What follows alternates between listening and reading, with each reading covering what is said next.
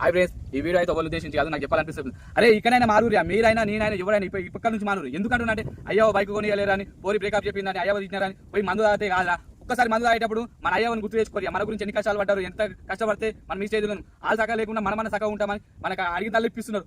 ఒక రోజు వెనక ముందు అవుతుండొచ్చు. అన్న మాత్రంలో నువ్వు సాగుపోరానైనా పోయి చచ్చుడు కాదు తమ్మి. మనం చచ్చి చూపించిన గెలిచి గెలిచి చూపించాలి తమ్మి.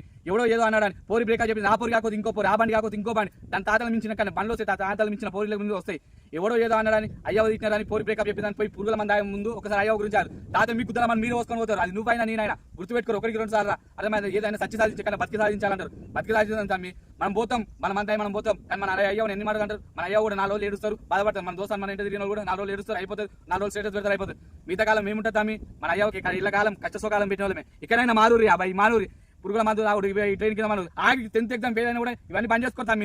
ఆ ఎగ్జామ్ కాకుండా సప్లిమెంట్ కాకపోతే ఏమేమి ఏదైనా పాట ఏ పనైనా కూల కైకిలో చేసుకొని బతుకొస్తాం. ఇక్కడైనా మారు ఈ మందు తాగుడు, ఊరేసుకున్నాడు, ట్రైన్ కింద వాడు, ఇవన్నీ బంద్ చేసుకోతాం. బంద్ చేసుకోరు. ఎందుకంటే మన అయ్యో బతికేది మన గురించి. మనం ఏమైనా అయితే అలా బతుకులు ఆగమైతే తమ్మి. ఎందుకంటే చెప్తున్నా అర్థం చేసుకోరు. సొసైటీలో జరుగుతున్నాయి.